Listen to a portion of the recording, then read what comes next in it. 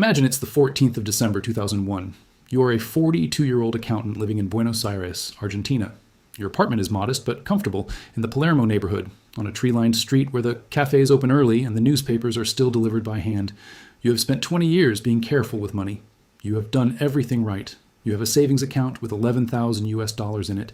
You have a small pension contribution building quietly in the background. Your daughter is 16 and already talking about university. Your wife teaches primary school. Life is not glamorous, but it is stable. It is yours. You drink your coffee every morning looking at the same courtyard. You pay your bills on time. You trust the bank. Why would you not trust the bank? The government itself had promised, in writing, in law, that every peso in that account was equivalent to $1. They called it convertibility. It had held for 10 years. 10 years. That is not a rumor. That is a record.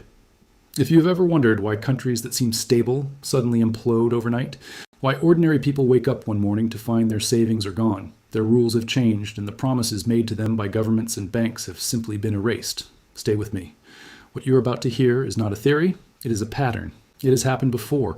It has happened in wealthy countries, in poor ones, in democracies, in dictatorships, in peacetime and after crisis, and it always ends the same way. The timing is different, the language is different, but the mechanism is identical. And if you find value in this kind of historical clarity, subscribing takes 2 seconds and keeps you ahead of what most people never see coming. Because on December 19th, 2001, the Argentine government did something that changed the lives of 40 million people in a single weekend. They froze every bank account in the country. The measure was called the corralito, which in Spanish means little enclosure, like a pen you trap animals in. Overnight, every Argentine with savings found that the money they could see on their bank statement was no longer accessible. Within weeks, the government ended convertibility, devalued the peso, and forcibly converted US dollar accounts into pesos at a rate that immediately lost 40% of their value. In one decision, 11 years of promises were erased. Your $11,000 became something much smaller, and then smaller again as inflation began to eat what remained. This video is about the debt spiral, the hidden one, the one that does not start with a bang, but with a whisper. The one that governments enter quietly, manage desperately, and exit painfully. It has a name in economics, but more importantly, it has a shape, and that shape appears again and again across history. Once you see it, you cannot unsee it, and understanding it is the closest thing to a map that ordinary people have ever had. Before we go further, there is something important to understand. The debt spiral is not simply about borrowing too much money. That is the surface reading, and it misses the deeper mechanism. Think of it this way. Imagine you have a credit card and every month you cannot pay the full balance, so you pay the minimum. But the interest compounds. So next month the balance is higher, and the minimum payment is higher, and your income has not changed, so you pay the minimum again, and again, and again. Each time you're technically meeting your obligation. Each time the debt is growing faster than your ability to repay it. You're not failing, you're just not winning. And the gap between those two things quietly closes around you like walls in a room you did not notice was shrinking. That is the basic mechanism. But for governments, it is more complex and more dangerous because governments have tools that you do not. They can print money, they can change the rules, they can redefine what a promise means.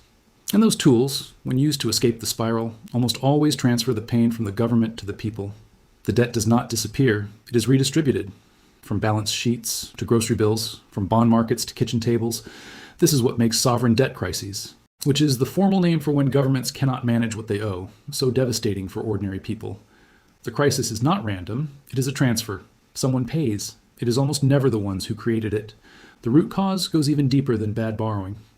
It lives in something economists call the primary balance, which simply means the difference between what a government collects in taxes and what it spends on everything except interest payments. When a government consistently spends more than it collects, even before accounting for interest, it has to borrow to cover that gap. And when it borrows, it owes interest, and that interest gets added to next year's spending. And now the gap is even bigger, and the borrowing increases, and the interest on the borrowing increases, and at some point, if nothing changes, the entire budget is being consumed just to pay the interest on old debt, with nothing left for schools, hospitals, roads, or salaries. That is the moment economists call debt unsustainability, and it is the moment governments start making desperate choices that hurt everyone else. This brings us directly to the first great case study that shows exactly how this plays out. Not Argentina this time, something older. Something that changed the modern world's understanding of what debt can do to society when it goes wrong at speed. It is 1921 in Weimar Germany. The country has just lost the First World War. Under the Treaty of Versailles, Germany was required to pay reparations to the Allied powers, meaning France, Britain, and others, totaling 132 billion gold marks. To put that in perspective, Germany's entire annual economic output before the war was roughly 50 billion marks. They were being asked to pay nearly 3 times their annual national income in reparations, while simultaneously rebuilding a shattered economy and managing a government that was deeply unstable. The Republic was only 3 years old. It had survived a communist revolution attempt and a right-wing coup attempt, both in the same year. The German government had a choice that was not really a choice. They could not collect enough in taxes. They could not borrow enough at rates they could afford. So they did what desperate governments do. They printed money. The technical word for this is monetary financing, which means funding government spending directly by creating new money rather than through taxation or borrowing. At first, it worked. The government could pay its bills, the economy hummed, unemployment fell, people spent, but prices began to rise, and then they began to rise faster. By 1922, the German mark was losing value rapidly. By early 1923, France and Belgium occupied the Ruhr industrial region of Germany, claiming Germany had defaulted on timber and coal deliveries. The German government responded by calling a general strike in the Ruhr and paying the striking workers, which meant printing even more money. This is the moment where the spiral became a catastrophe. What happened next is almost impossible to comprehend. In January 1923, $1 was worth roughly 18,000 marks. By November 1923, $1 was worth 4.2 trillion marks. Prices were doubling every few days. Workers were being paid twice a day so they could spend their wages before they became worthless. A loaf of bread that cost 250 marks in January 1923 cost 200 billion marks by November. The people who suffered most were the ones who had done everything right. Middle-class families who had saved in mark-denominated accounts, war veterans who had been promised pensions, small business owners who had kept their money in the bank rather than in hard assets. Their savings were literally worth nothing. Not reduced, not damaged, worth nothing. A family that had saved the equivalent of a house's worth of marks found that by the end of 1923, those savings could not buy a loaf of bread. The rot was not in what people did. The rot was in the walls of the system itself, placed there by decisions made far above them. This leads to the second part of this story, and to understand it fully, we need to move forward in time by about 70 years, and travel to a country that seemed, on the surface, to be doing everything right. Here is something I want you to think about before we go further. When a country is growing fast, when investment is flowing in, when the newspapers are calling it a miracle, when the skylines are rising and the middle class is expanding, at what point does success become fragility? At what point does the thing that everyone is celebrating become the hidden source of the next collapse? Drop your thoughts in the comments. Seriously, because what I am about to show you next is the part of this story that most people never hear, the part where prosperity itself becomes the trap, and it changes how you look at every economy that is currently being celebrated. The year is 1997, and we are in Bangkok, Thailand. Thailand had been growing at an average rate of 9% per year for the previous decade. 9%. That is extraordinary. By comparison, the United States in a good year grows at around 3%. Southeast Asia broadly was being called the Asian miracle. Foreign investors were pouring money into Thailand, into South Korea, into Indonesia, into Malaysia. The currencies were pegged to the US dollar, meaning the governments had promised to maintain a fixed exchange rate, the same kind of promise Argentina would later make and break. The banks were borrowing dollars from foreign lenders at low interest rates and lending those dollars out domestically at higher rates. The profits looked real. The growth looked real. And underneath it all, the debt was building in places that were nearly invisible to ordinary people. Thai banks and corporations had accumulated roughly $90 billion in foreign debt by 1997. Much of this was short-term debt, meaning it needed to be repaid or rolled over within 1 year.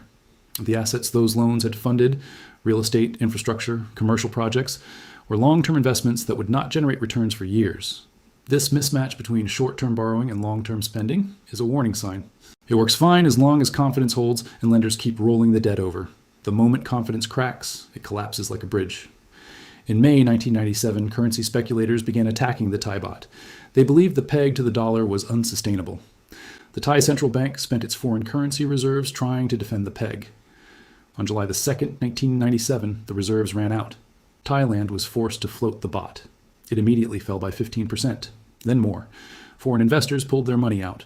The same happened in Indonesia, South Korea, the Philippines, and Malaysia. This is called contagion, meaning the crisis spread like an infection. In Indonesia, the rupiah lost over 80% of its value. Because corporations borrowed in dollars but earned in rupiah, debt exploded. Companies became technically insolvent. Unemployment in Indonesia rose sharply. Food prices spiked. There were riots. President Suharto was gone within a year. The social fabric was torn by the mechanics of debt that most citizens never knew existed. The International Monetary Fund stepped in with bailouts totaling over $100 billion. The conditions deepened the recession. South Korea, once Asia's star, saw its economy contract by nearly 7% in 1998. The spiral caught a strong economy. 12 years after the Asian crisis, on the other side of the world, a different crisis with the same bones, Greece, 2009. Greece joined the Eurozone in 2001, giving them access to borrowing at German interest rates, which were low. Greece borrowed a lot. Between 2001 and 2008, Greek government debt climbed to 130% of GDP. A ratio above 90% is associated with high risk. The money was spent on wages, military, and the Olympics. High spending, low revenue, and cheap borrowing is the pattern. When the 2008 crisis hit and the deficit was revealed to be underreported, markets reacted. Greece could no longer borrow at low rates. Bond yields spiked to over 25% by 2012. Greece was effectively locked out of the market. The spiral had closed. The Greek economy shrank by 26%. Youth unemployment reached 60%. Hospitals ran short of basic medicines. The collapse was physical and landed hardest on the people with the least ability to absorb it. The mechanism is the same. Lebanon 2019, Venezuela 2014, Zimbabwe 2008. Different countries, different centuries, but the same mechanism every single time. A government spends more than it earns. It borrows to cover the difference. It services that debt with more borrowing. Borrowing costs rise. When borrowing costs rise, more of the budget goes to interest payments, leaving less for everything else. Spending cuts trigger social pain and political instability. Political instability increases doubt. Doubt increases borrowing costs. The spiral accelerates.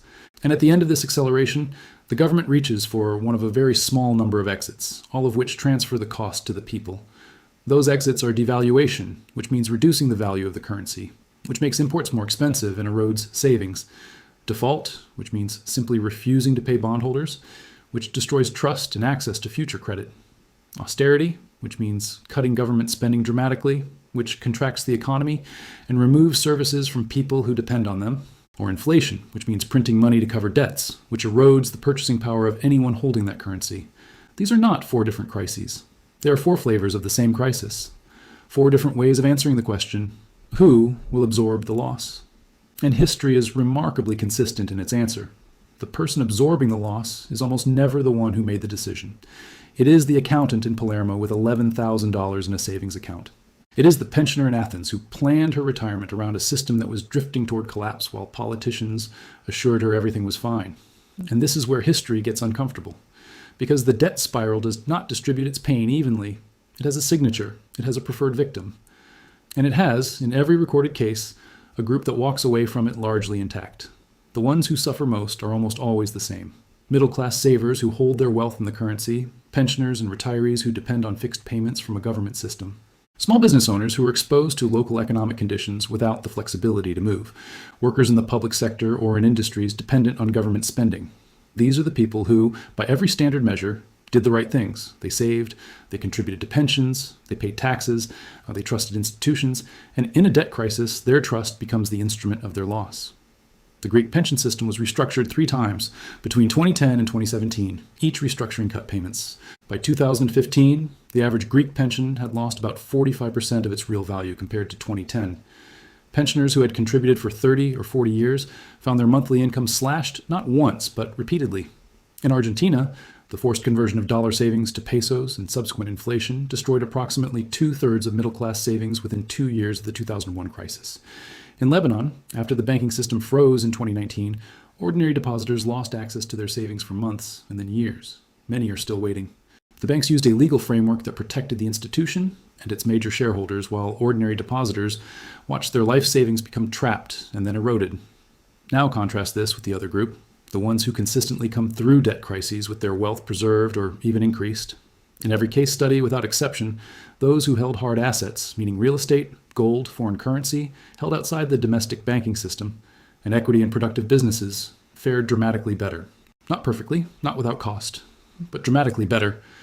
In Weimar Germany, those who owned farmland, factories, or foreign currency maintained real wealth through the hyperinflation, while those holding mark-denominated savings were wiped out. In Argentina, those with assets held in dollar accounts offshore A practice that had been criticized as unpatriotic before 2001 were entirely protected. In Greece, those with assets in northern European countries or with exposure to international markets largely avoided the full force of the contraction. The pattern is not a theory, it is recorded history, and it repeats with a consistency that demands attention. The question is not whether this pattern will repeat. History has already answered that. It is repeating right now in different countries at different stages of the spiral. The only question is whether you will see it before it sees you. Today, in 2024 and 2025, global debt levels across both governments and private sectors have reached historical levels. These levels have historically preceded serious adjustment periods. The United States federal debt now exceeds $34 trillion. Japan's debt to GDP ratio exceeds 250%. The United Kingdom, France, Italy, and dozens of emerging market economies carry debt loads that require increasingly large portions of their budgets just to service.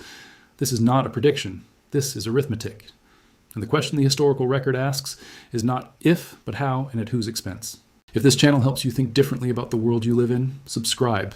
It costs nothing, and it might change everything. This brings us to the part of the story that matters most for individuals who are not governments, not central banks, and not bond traders. It brings us to the question of what people actually did historically to come through these spirals with their lives and finances intact. The historical record shows that those who came through debt crises and currency collapses largely shared certain characteristics that had nothing to do with wealth at the start. Many of them were not rich. Many of them were ordinary people who had learned from earlier cycles or from older family members who carried knowledge of previous collapses. The first characteristic was diversification away from a single currency. In practical terms, this simply meant holding some assets in a form that was not denominated in the local currency. In Argentina, before 2001, some working-class families had small amounts of cash and dollars kept at home. When the Corralito froze bank accounts, those families had something to work with. It was not a fortune, but it was a lifeline. The historical lesson is not about distrust of banks or governments. It is about recognizing that every system has a failure mode and having some portion of your resources outside that system's failure zone. The second characteristic was minimal exposure to long-term debt in a depreciating currency combined with ownership of productive or hard assets. People who owned their homes outright or owned agricultural land came through the Argentine crisis, the Greek crisis, and the Weimar inflation in notably better positions than those who held savings in paper form. The asset did not need to grow. It just needed to not disappear. In inflation, something real holds some value. Something paper holds less and less and sometimes nothing. The third characteristic was what economic historians sometimes call financial literacy in crisis, which means simply the ability to understand what was happening faster than the average person. In Greece in 2009 and 2010, those who had the knowledge to move savings to German or Swiss banks before capital controls were imposed preserved their wealth. Capital controls, which means legal restrictions on moving money across borders, were implemented by Greece in June 2015, limiting withdrawals to 60 euros per day. Those who waited until the controls arrived had no good options. Those who acted earlier, because they understood the mechanics of what was coming, had already moved. This is not unfair information. This information was publicly available. Economic historians, foreign analysts, and European institutions were publishing warnings about Greek debt sustainability as early as 2010. The people who protected themselves were not insiders. They were simply informed. The fourth pattern is that in many cases, the survivors reduced their visible wealth and social spending before the crisis hit. In Japan, after the asset bubble burst in 1991, the families that came through the following lost decade most intact were those who had already reduced luxury spending and consumption debt in the late 1980s, not because they predicted the collapse, but because they were paying attention to a simple ratio, debt relative to income. When that ratio felt uncomfortable, they acted. The historical record is full of people who called this caution, and full of others who called it opportunity, and then found themselves on the wrong side of history. The fifth and final characteristic is the least glamorous, but perhaps the most powerful. It is community. In the Argentine crisis of 2001 and 2002, neighborhoods in Buenos Aires developed barter networks. These were informal exchange systems where people traded skills, goods, and services without currency. At their peak, an estimated 3 million Argentines were participating in these networks. Doctors treated patients in exchange for food. Teachers tutored in exchange for building work. The formal economy had collapsed, but human cooperation had not. The people who built those relationships in advance fared better than those who had optimized entirely for individual financial independence. Now let us come back to the man in Palermo. The accountant, 42 years old, $11,000, a daughter talking about university. On December 19th, 2001, he heard the announcement on the radio. Corralito. His account was frozen. He went to the bank the next morning. There were people outside, but no violence yet. A handwritten sign said, "Withdrawal suspended." He came home. He told his wife. She cried. He did not. He had seen something like this in the news once, years ago, about some other country. He had thought, it cannot happen here. Over the following months, the peso devalued. His $11,000, now converted by government order to pesos, became worth approximately $6,000 at the new exchange rate, and then $5,000 as the peso fell further. Inflation ran at around 40% in 2002. The purchasing power of those remaining pesos eroded rapidly. His wife's teacher salary was cut as the Buenos Aires provincial government ran out of money. They began paying public sector workers in vouchers, a kind of emergency parallel currency, rather than pesos. His daughter did not go to university that year. She waited 2 years. By the time she enrolled, the economy was recovering, driven partly by a devalued peso that made Argentine exports competitive and attracted foreign investment back. Argentina grew at around 9% in 2003. The recovery was real. But the reset was permanent. The savings were gone. The trust in the banking system was fractured for a generation. 2 decades later, Argentina's private savings rate in local currency remained among the lowest in Latin America because people never fully trusted pesos in a bank account again. He was not unique. He was one of tens of millions who absorbed the cost of a spiral that had been building since the early 1990s, visible to specialists, but hitting ordinary people. The lesson is that debt spirals are structural, arising from systems, not wickedness. Politicians borrow for immediate benefits while voters reward spending. Creditors lend until confidence holds. And ordinary people trust institutions until the signs go up on the doors. This is the oldest story in economics. It was told in Rome in 1920s Europe, and it is being told right now. The mechanism does not change. Understanding it is about clarity. Clarity about who carries the cost. This is historical analysis, not financial advice. Consult a professional before deciding. This video is not for everyone, but if one person needs to hear this, share it. Subscribe for more economic history. It might change your world. I will see you in the next one.